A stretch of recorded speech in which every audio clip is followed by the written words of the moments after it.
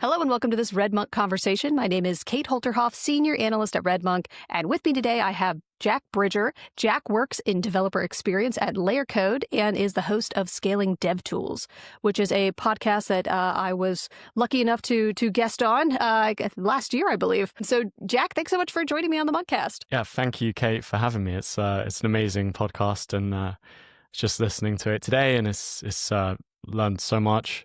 And your episode was definitely one of the best ones we've had, especially on YouTube. Very popular on YouTube. Is that right? I didn't realize. I think you talked about the rise of front-end developers as kingmakers. Yes. No, I definitely look at that one as one of the podcasts that I've guested on where I felt very articulate that day, which I do feel changes day to day, which isn't great. I wish I could just walk in to every media appearance and just own it. But unfortunately, I feel like I can't quite turn it on and off at will, quite the way that some of the folks that I admire do. But thank you very much. And that's pretty cool to know that folks are listening to it on your YouTube channel. Yeah.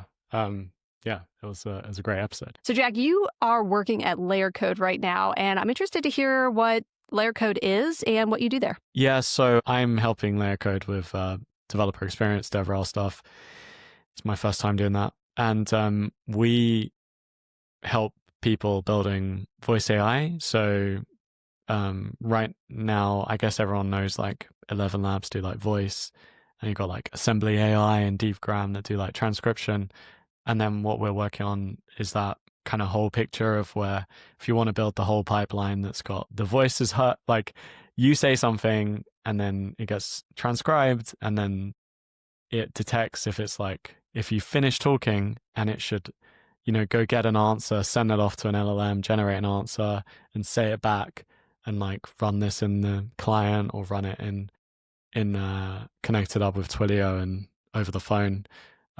We're kind of helping people with that at the moment, but there's about 6 of us at the moment, 6 or 7, and so we're very very scrappy. We're just kind of talking to people a lot at the moment, trying to really like understand how devs are building with voice AI, where the problems are. So that's what we're doing right now, and it may change, or it may be that we really do double down in that space. But we're like organizing a hackathon on Thursday in London, and we're just trying to see what people are building and playing around with all the models, and it's all changing so fast. And voice AI is just so interesting because people don't understand how all this stuff is like working. People are figuring out how to build with it. I'll give you one very quick example, which is like I found fascinating, which was that sometimes the audio quality is really bad and the transcription messes up. And when the transcription messes up, that gets passed into like the LLM, and the LLM is like obviously going to generate something weird and it all goes gnarly. We were talking to this really smart guy. He figured out that you can just tell the LLM to ask the user to speak up, and they usually go and like change, like they might be on their headphones. It's usually not as good as if you just switch to your phone or something like that. And it's like people are figuring out all this like really fun, interesting things. It kind of feels like LLMs like 2 or 3 years ago when people were like doing all sorts of weird stuff to like, if you don't send me the answer, my grandma is being like held kidnapped and I'm not going to be able to free her unless you say the right answer. People used to do like really weird stuff that would work, and like it feels that kind of stage where it's like a lot earlier than some of the other like more like text stuff. So it's fun. It's weird sci-fi stuff. It absolutely is. Yeah, I had Scott Stevenson from DeepGram on the Monkcast, cool. And yes. So I am so interested in this space. I think that's awesome that you're working on these problems, because I agree they are deeply unsolved. And the problems that I could enumerate trying to get even Riverside, which we're recording with, to work properly, it would fill a book. Jack, this is near and dear to my heart as a podcaster. Yeah. It is. And DeepGram's great. We're using DeepGram, and it's you so are? good. Oh, very cool. Yeah, so we kind of Yeah. Are you That's like using their the main model? I know one. that they have a very sophisticated one. Yeah, the new we're just integrating that one. We are still using the slightly older one right now. But yeah, we're gonna bring it in soon. But yeah, Very they're cool. great. They're one of the sponsors on the hackathon as well. So it's Yeah.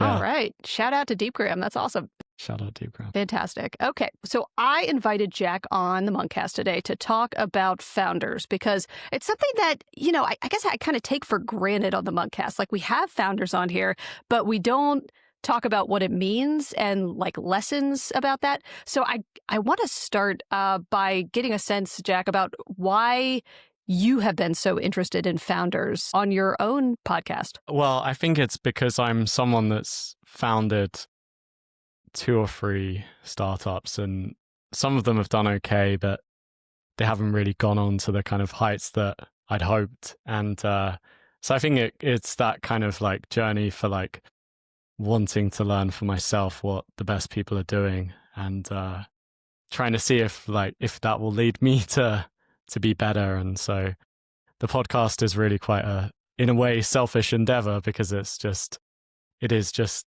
asking questions that I have, and but hopefully there are also a lot of other people that are trying to become better as founders, better in DevTools, better at growing DevTools. And so I think it does resonate, and I try to use that as the kind of the guiding light of like, would this be interesting to me? And if it is, it's probably hopefully interesting to other people. Yeah, I think that's absolutely the case. So many folks that we talk to are looking for those insights. And what I like about your podcast is that you collect them in one place and reflect on them. So, and to your other point, every podcast is selfish. I mean, we're all just here trying to figure things out, and they're fun. It's the part of the medium, I think, is the fact that this is an actual conversation and not just, I don't know, a sort of rote set of bullet points or a pitch deck or something. Yeah, absolutely. It's more fun.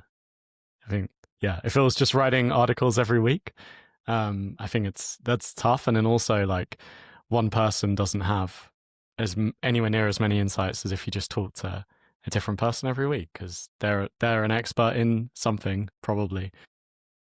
So yeah, agree. I know. I like that characterization too, because it is like collecting all of these smart people into one place and having them reflect on something that is meaningful to such a large number of us. I mean, even folks who don't have ambitions of founding a company, I think are interested in what makes some successful and others not. I mean, we all have to interact with these companies on a day-to-day basis. And a lot of founders, they're larger than life. If we think about folks like Steve Jobs, there's a sort of glamour and a magic to it, which is hard to put into words. And I think that's why there's been so many biographies written about these folks. Yeah. Yeah, it takes an interesting person to want to do it. And so, Jack, I was really interested in your blog post, which you published almost a year ago today. You interviewed 100 DevTools founders, and this is what I learned. That's the title. So I will obviously put that in the show notes here. But as I was reflecting on this, it was interesting to me that blog post came out when a lot of folks through Y Combinator and just in the media were reflecting on what was called founder mode. Is that a coincidence that founder mode and this blog post came out at the same time? I wish. I think it was just because I reached 100 episodes, and Yeah. Adam Frankel, I don't know if you've had him on the show. I have not. But if people don't know him, they should get his book. It's great. Developer-facing startup, and he was VP of marketing at 3 different DevTools unicorns, and he calls himself the Triceratops on occasion. But he's brilliant, and I had coffee with him, and he was like, "You should write an article that's called 'I spoke to 100 founders, and this is what I learned.'" And so that's why I wrote it, just because he was like, "This will be a great article," and it took a long time. I think I spent over 100 hours on it. Actually, it's like it was kind of just trying to sift through and see what like, what did I learn? Because everyone says things in a different way, and I think there's a lot of like recency bias in like what people are focused on at that time. And also some things are very specific to what kind of like DevTools sounds niche to some people. But I don't have to tell you this, but like it like what works for one company doesn't work for another one. And even if they're in the same space, even if they're both selling database products, look at like Planet Scale and Superbase, they just do their marketing completely differently. So it was trying to find the things that were actually common among this, and rather than just listing out like 100 completely unrelated points from each episode. And I think the number one really that I took away, which was like, I think everyone that succeeds does this, is like talk to your users. And it's not a very novel thing, because this is literally what YC say, is like write code and talk to your users. But I do think that was like the most common and also like meaningful thing. And this is also what Adam Frankel says in his book. His book is largely about building a technical advisory board and kind of asking people questions around, if you could wave a magic wand at something, what would it be? And this is, now that I'm working at DevTools startups, is at a DevTools startup, Layercode. There was like the one thing that was like, if we're talking about growth, it doesn't feel like we should actually be thinking about, writing memes, or, trying to write really good content, trying to do any of these things until we actually really understand our users well. Or for our case, it's even not even users, it's about, because we're really early, it's like trying to understand the people that could be users and talk to them and understand, like, are we solving a problem that they actually care about? Or is this just way down the list of priorities? And I do think that if you don't do that and you're working on something that is just not a priority, it's going to be such an uphill battle. And you do see it sometimes. I do speak to some founders, and I'm not necessarily their target audience, but if I kind of fall into it a little bit, if I feel like it's just like a nice to have or something, it's just, you do get that sense that it's not gonna take off. And no matter how good you are at everything else, if you're solving a problem that no one cares about, it's just like not gonna happen, I think. Yeah, I appreciate that, because you're right, saying it's understanding users, that's the number one lesson, but it's more complicated than that, because you have potential users and all users aren't the same. So understanding one user, maybe there's some overlap with other users. I mean, I feel like an entire book could be written on that subject, which I assume that you're occupied in all of your free time, composing this book, understanding the user, right? The paradox. Yeah. Yeah, that would be, yeah, absolutely. And obviously like user researchers and stuff do this all day long, but I do think it's hard though. One thing as well is like, and I don't really have a good answer on this, but like there is this kind of contradiction. I'd be interested if you have a view on this, but there is this feeling that you should be a user and you should be the target audience. And I think that a lot of the founders that do well are building for themselves.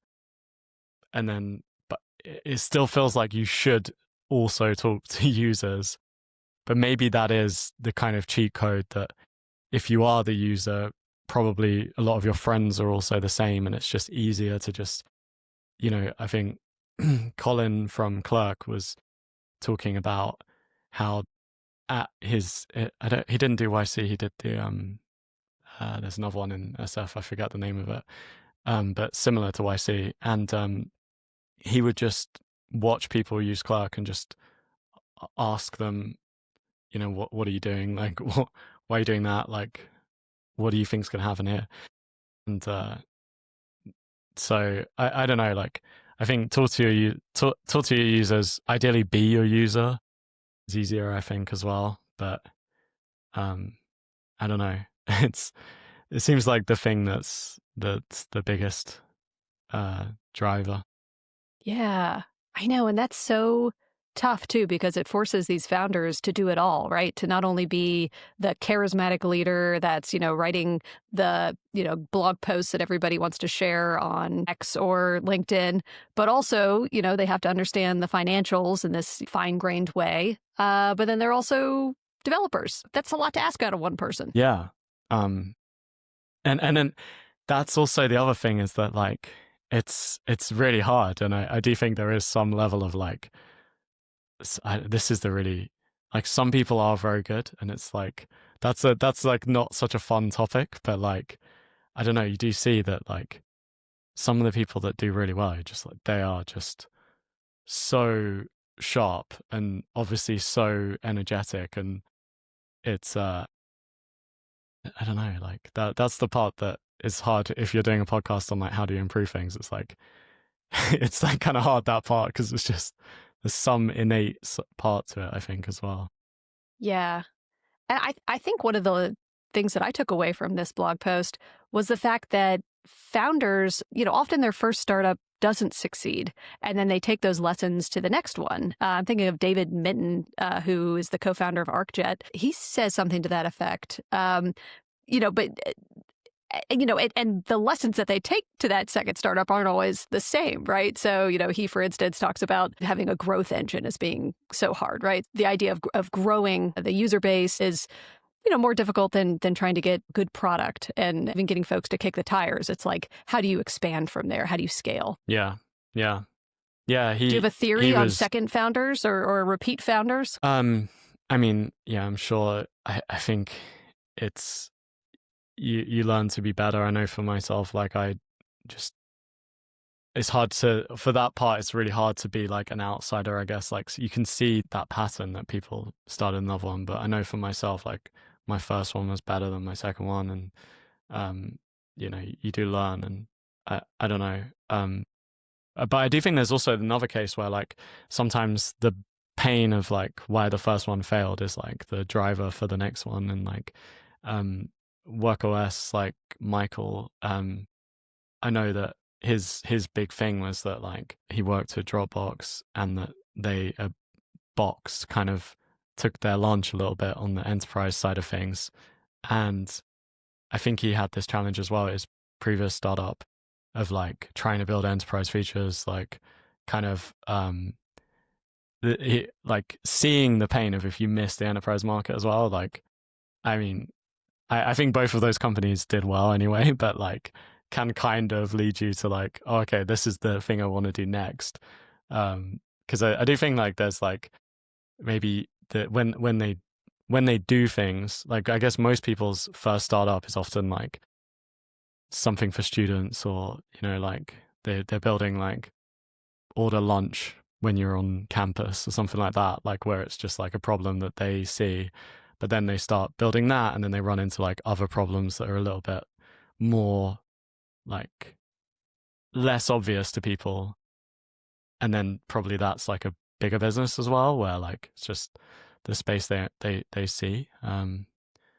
But yeah, I mean, it seems like most people that do really well have done other businesses. I think Guillermo Rauch, for instance, like had sold a company to Automatic, the company behind WordPress, and stuff like that. So I feel like I cut you off when we were talking about David Mitton. Did you have any other thoughts on his quote? Just the like I on David Mitton, the part that really stuck with me is that I had this really funny experience where like I think it was the first time I'd ever been to San Francisco, and I was gonna have coffee with Yoko from A16Z, and I was like taking pictures outside because I was like, oh my, this is like coming over from London. This is like kind of like the church of like Silicon Valley, right? Like, and I went inside, and I go downstairs into, she takes me down to like this basement in their building, and then the first voice I hear is like this East London accent that sounds like it's just like one of my mates at home, and it was Tony from Ingest. And then the second guy I met was David, who's also British, and they were just like both working down there in their workspace. And David said to me, growth is really hard. Like product is easy. I know how to build a product. Growth is really hard.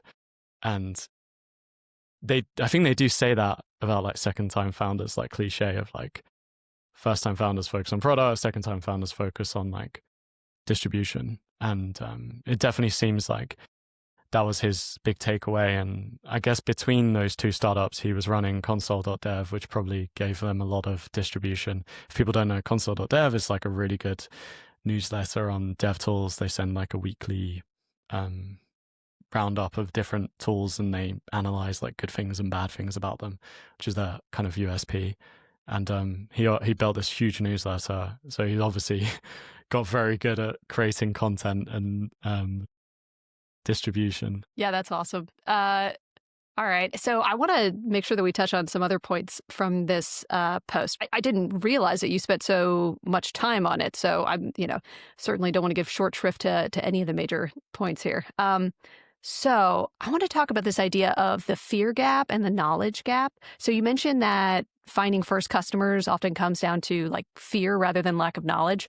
And I don't know, the idea of fear in business is fascinating to me. So would you mind, I guess, teasing that idea out a little bit? Yeah. I think that some people, I'm guilty of this, like think a lot about things and imagine all the ways it won't work, and they try and overcomplicate it. Probably start a podcast, that sort of thing. Like, right? Like, there you go. Start a podcast to become a better founder rather than just doing it, right?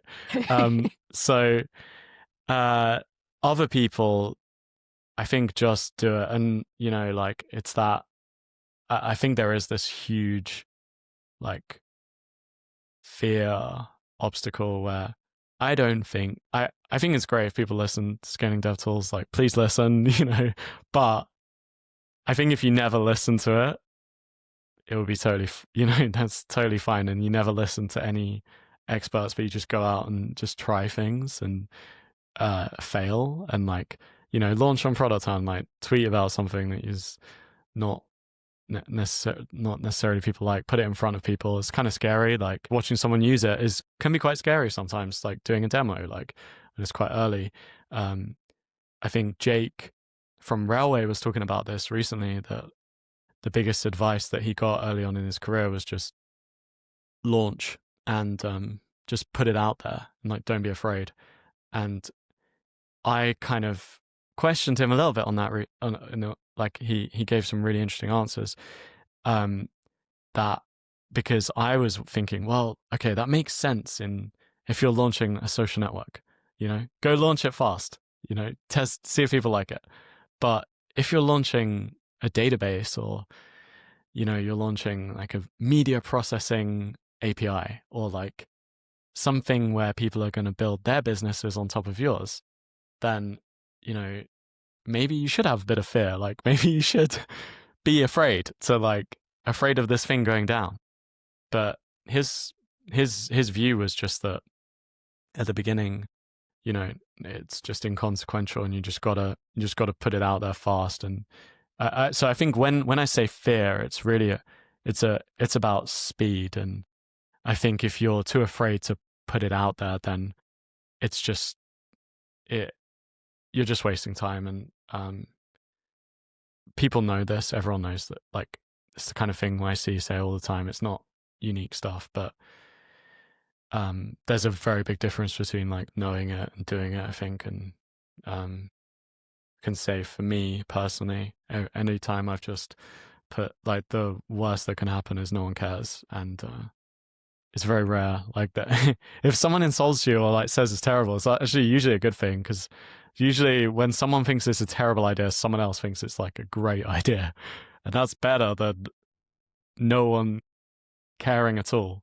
So I do think just overcome the fear, put it out there. Like I think that's a big one. Yeah. No, it struck me as huge. And a thing that I tell myself pretty often is, what's the worst that can happen? And I feel like there's an element of that. I also joke around with my front end friends about, no one's going to die because of an app, right? So, whatever you need to tell yourself to overcome these, I don't know, the debilitating fear that keeps us from doing, what we need to do, I think is valuable. So, keep saying it. We need to hear it. Yeah.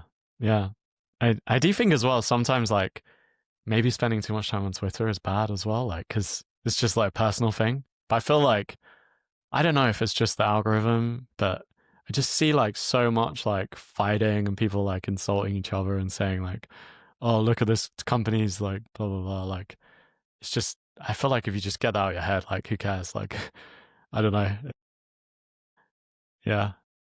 And all those people that are getting insulted, like, usually they've done incredibly well anyway. So like, it wouldn't actually be that bad to be in their position if it just feels like it when you're like sat at home, like, oh, what if people say that this is terrible code or something? I don't know. Yes.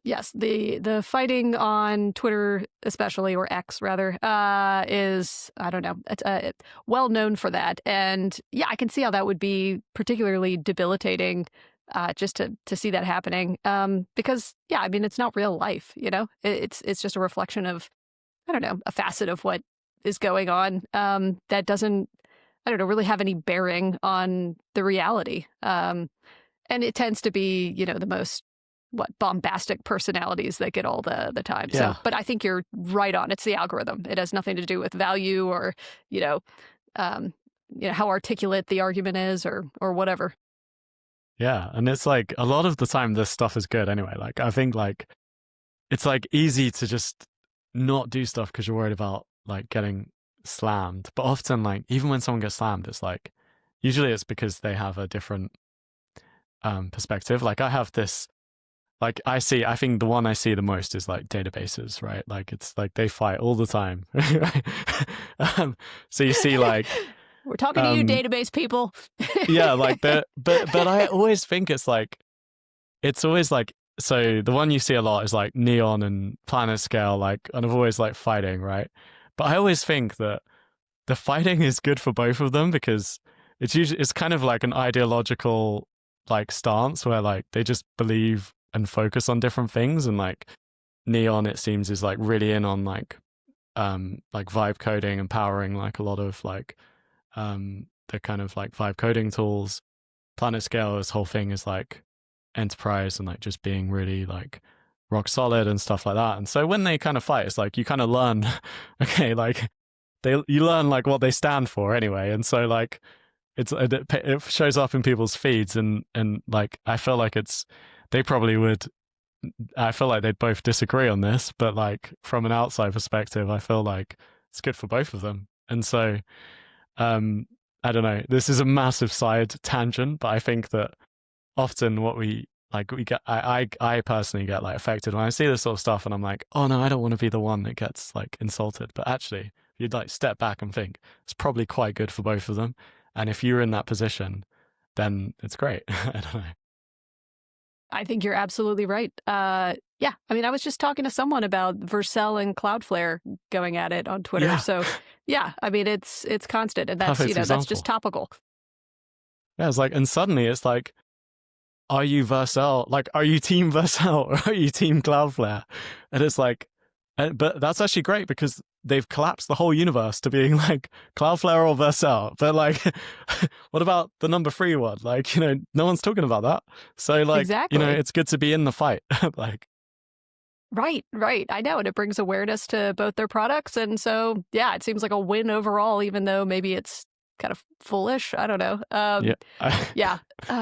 No, this is good. I think this kind of ties into one of your other points, which is about the idea of like differentiating your product and sometimes doing it in like a silly way. So you use examples like Clerk's Van outside of YC and Wondergraph's Astronaut at conferences.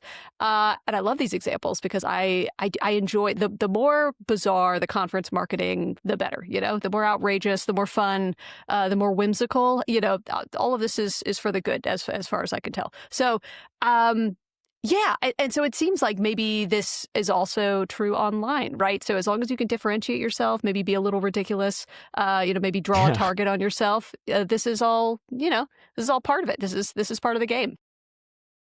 Yeah, I think so. It's just like stand out. Gonzo, who was the VP of marketing at Auth0 back in the day, and like all the way from like when they were really small to massive. He has this line which I just love, which is like, it's better to be different. No, it's better to be different than be better. And meaning that like you could focus on being like, if you work really hard, you might be like able to write content that's like 50% more concise and more explanatory than your competitor. Or you could just do something completely different to what they do. And I think he advised Clerk, and they were just like turning up to YC with like a van and cookies and stuff, and that stands out. And then I think other companies start doing it, and it stands out less, and you have to find something different again. But I think that's if you're the one that's like copying after everyone's done it like 10 times, I think you're probably not going to get much value. But like, I think people were even talking about this today on Twitter, about this like really flashy launch video. Used to be a differentiator. Now everyone's doing it. No one cares as much. And so it's like you're always trying to be like different, which is easier said than done, because kind of takes a bit of confidence, kind of takes a bit of like, risk appetite, and kind of also like being very, very I think it comes back to like understanding your users. Like if you're very clued in to like, if you talk to your target audience every day, if you understand the cultural references that they like, or like, what they would find interesting, if you know that all the YC startups go through here, and that like they all need this. I've seen Mintlify do stuff where it's like YC survival pack and stuff like that, of like, if you know your audience very well, then you can be different while also like resonating. But I think like if you're just like totally off base and like just being a complete weirdo for no reason, it's probably not going to resonate. But yeah, I don't know. Like I think it's definitely something to focus on. But I do think that if you're at the early stages and you're just like focusing on this, it's probably a bad use of time. But for most of the startups that do this, have already gained some level of like adoption and found their target audience and stuff, which also then makes it harder to be different, because a lot of the big ideas are driven by founders who have been quite unconventional people in their lives. But like once you have like a whole team, and like you have like marketing meetings and stuff like that, it's probably like, and you have like charts, and you're measuring how much growth you got and what your budget was last week and stuff like that. Probably just gets infinitely harder to just, I don't know, just say that you're going to spend all your marketing budget on an astronaut suit or something like that. Like it's so, even though that's probably when it's most useful. So I don't know, it's hard. Not many people do it because it's hard, I think, especially as the company grows. Yeah, it absolutely is. I think that we end up talking a fair bit about at RedMonk is influencers and their value. I'm thinking of like Jason Langsdorf and his Code TV and a lot of the fun things that he's doing. But I mean, he didn't say it in quite this way, but what he impressed on me is this basic lesson of like trying to stand out, trying to be fun, and like finding those connections with some of these different companies that are interested in reaching developers. It's not easy, but it creates this opportunity for the nexus of like creativity and marketing that, I don't know, that really seems to be gaining a lot of momentum. For instance, he mentioned that one of the sponsored little gimmicks was that Dino sponsored the dinosaur chicken nuggets, I guess, that they were eating. So I didn't actually see that episode. I should look for it, but I love this idea, because the dinosaur shaped chicken nuggets are certainly like an iconic food, and everybody loves Dino's logo. Like that's a strength. So like there. they filmed the lunch and it was chicken nuggets. This is and my they're sponsored by- understanding. Yeah, and they're Brilliant. the Yeah, official there you go. dinosaur chicken nugget sponsors. So, anyways, I'll have to dig That's this up. hilarious. Yeah, I know it was a cute idea, and I don't know. I guess like leaning into the strengths is important. I'm also thinking of how Bun has this super cute logo as well, and and they do these amazing videos. So there's a lot to be said for trying to make sure that you're reaching that audience, and it's almost becoming, I guess, a signal of investment in the product. Like if you're willing to do all of these things around it that maybe aren't tied to just the feature parity or whatever, it signals that you're going to be maintaining the documentation and that this isn't going anywhere fast. All of these things are sort of new ground, just in the sense of like it's not the sort of thing that developers had to or requested, right? It's sort of unspoken that you're looking for these fun ideas when you walk through the tables at a conference, right?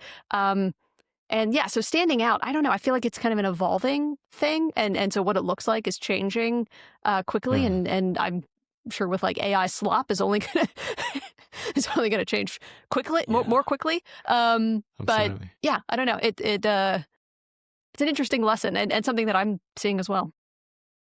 Yeah. I think this AI slop is probably like a accelerant of this, I think, where people, if you can be immediately obviously not AI slop, then it's more valuable. And I think doing things differently is probably the way, like, just like an advert, like, did they generate this advert with like using the same AI audio generation as everyone else? No, this advert is like dino chicken nuggets. Like, it's like, yeah, just doing it differently. I don't know. Exactly. Yeah. Okay, very cool. All right, so let's talk about content creation and the sort of dilemma around that, because you mentioned it earlier, but you're advocating for like founders to create content internally rather than like hiring content writers. So you're focused on documentation at Layercode, is that right? That's a very big part of it. Yeah. A big part of it. Okay. So talk to me Yeah. about like creating there's only content. What does 6 that of us, look so like? it's kind of, yeah. Oh, it's on all of yeah, you. there's only Okay. 6 of us, so it's kind of like I'm the DX/DevRel, whatever you want to call it, person. Man.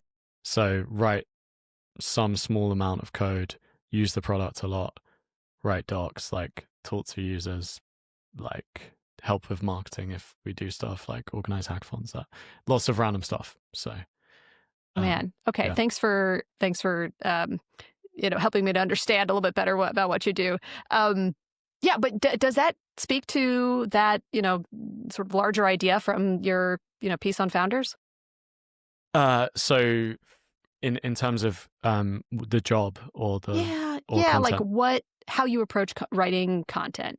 So we've talked about how to be different, but I feel like creating good content is its own subject. So I don't know, like how are you taking some of that lesson to what you do at Layercode? Yeah, I think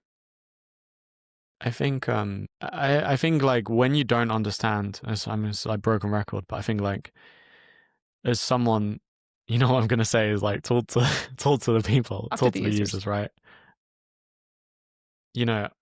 Obviously right now I'm doing like more like DevRel, but my last jobs were, writing code as software engineer.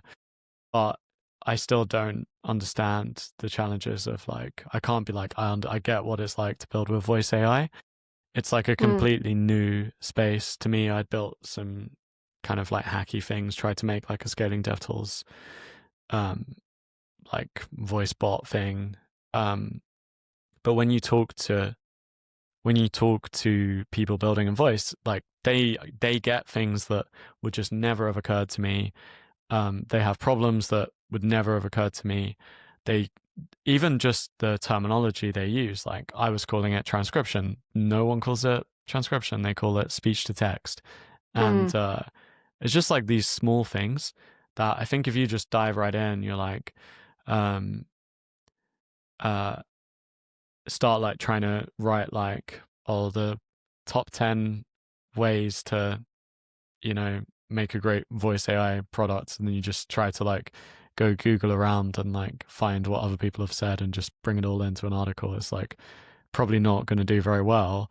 Whereas if you go talk to like, you know, I mean, this is where probably like, you know, speaking to like you guys, stuff like that, right? But just like really spending a lot of time talking to people actually building voice AI, take those insights, like share what you learned, like that's a better piece of content. Or like just go build something and try to get beyond just like the hello world and write about the stuff that you learned, and then maybe send it to a few people that have also built with voice AI. That's going to be better content. But I also, at this point, you know, it's always like a balance where I feel like we do some content, but it's also not like a huge priority for us right now, because our bigger priority is like actually figure out what we can bring to the table that is actually really helping people and solving a problem that people actually care about. Because you know, we have a product and stuff, but like I think we'd all say that we're not at the point where we're really able to just rock up and talk to like a serious voice, not just someone who's heard about voice AI, but someone that's really building with voice AI, that's really understands like all the different players, and we can say, okay, look, we stand for this. This is where we're better than these guys. Like this is where we're worse. You should use us if this applies to you. And we're not there yet. And so for us, everything is about just like getting to that point. And so the content is really like kind of a like a few, like a side product of like a what's the you know, like if you're creating oil, you're making petrol, and you also get plastic or something, like it's like it's a byproduct. Content is only a byproduct for us right now. We're like, so we're just talking to users, not because we want to create content, but because we want to like make actually like a good product. And then we will also try and like share, like create articles about like what we've learned, or like we might create we want to create some content on like real time, OpenAI's real time API, because we think that that's very interesting and we want to learn more about it. And like if you create content, it's like you learn about it because you're forced to and stuff like that. But we're not very focused on creating content for the sake of it right now, because it's like I feel like it wouldn't land anyway probably. And if we were just like, I think until you really understand the space, like you're not gonna create really good stuff. I think, I don't know. Yeah. Okay, fair enough. Okay, so I want to make sure that we don't talk for too long about this, but I want to do some quick hits here. So Okay. Another thing that you talk about is whether or not DevTools should be in San Francisco. So what's your take on that? Should they move to SF or no? I feel like it depends on what type of dev tool. Like that's a fine answer. I think if you're like, I don't know, like it. Yeah, no, basically no. You shouldn't. You don't have to. But I do think if you're selling to all the dev tools and like cool San Francisco startups, go to San Francisco. I don't know, maybe like probably it's the best place to be, but you know, like not everyone is there. Like Superbase and Posthog, there's loads of like remote startups. You know, there's some great companies in like London and Sweden and stuff. But I mean, yeah, it's obviously the best place to be, but not everyone can go there, and I don't think it's like the defining factor. Okay. All right. Now, I got another one. The bootstrap versus VC decision. Where do you land on that?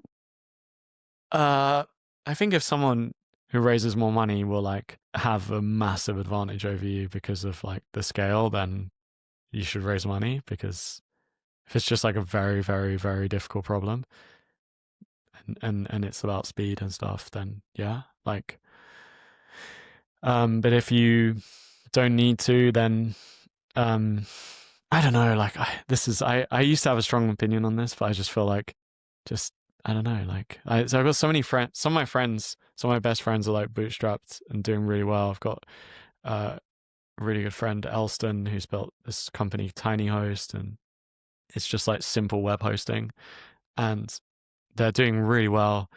He's probably making like a lot of money personally.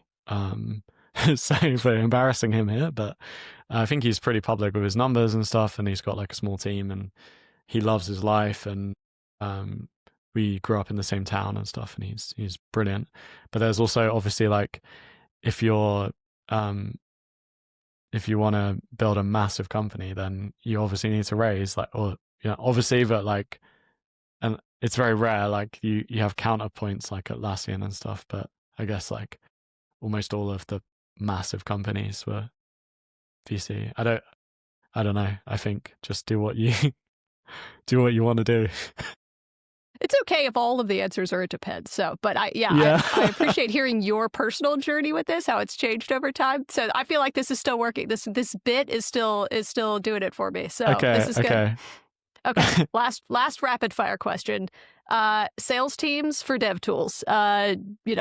Do you need them? I think that they do need them. I'm gonna say depends. I'm sorry, but just lean in. Do they work? It's good. Do they work? Absolutely. I think like people often just think they just don't work, and they absolutely do. That's just a load of rubbish. Like people that think that devs don't get sold to are just like living under a rock, to be honest, because it's like so easily disproved.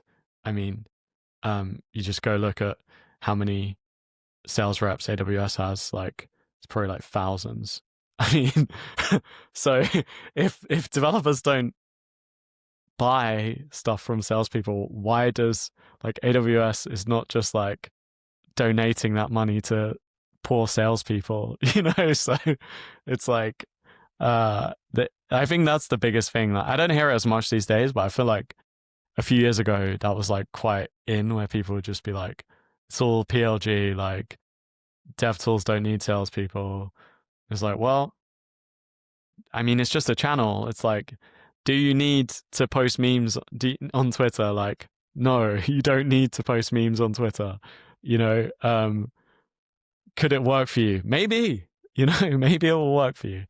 And I think it's just one of those where like, a lot of DevTools should have salespeople, and I think that there used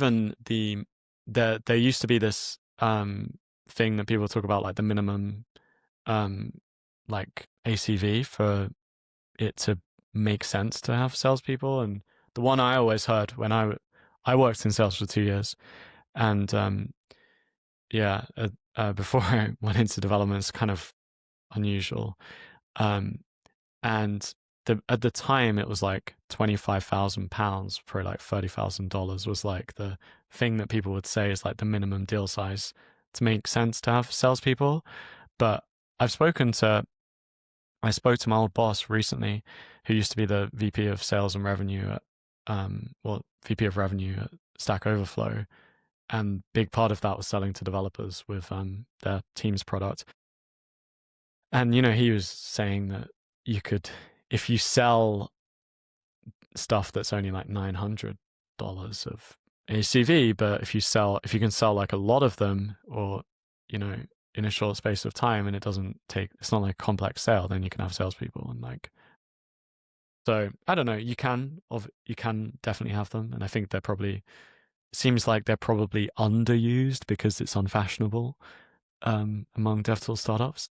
So maybe there is some like hidden, like maybe you can do well with salespeople because not many people do it at the small stage.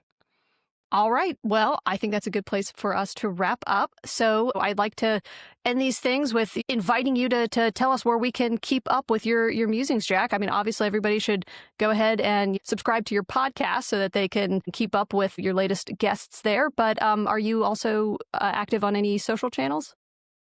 Yeah, I am. For my sins, I am active on Twitter, X, Jack S. Bridger, and then check out layercode.com and scaling DevTools if any parts of it piqued your interest. Fantastic. Well, I've really enjoyed speaking with you, Jack. Thank you so much, Kate. It's like so interesting. And, you know, I think as my theme was all about understanding your users, I think what you're doing is RedMonk is really, really important. And, you know, probably I think DevTools, you know, investing money and time in research is going to be a very good investment. So, and the podcast is great as well. So thank you for doing it. That means so much to me. Thank you. And it's been a pleasure having you on. Again, my name is Kate Holterhoff, Senior Analyst at RedMonk. If you enjoyed this conversation, please like, subscribe, and review the Monkcast on your podcast platform of choice. If you're watching us on RedMonk's YouTube channel, please like, subscribe, and engage with us in the comments.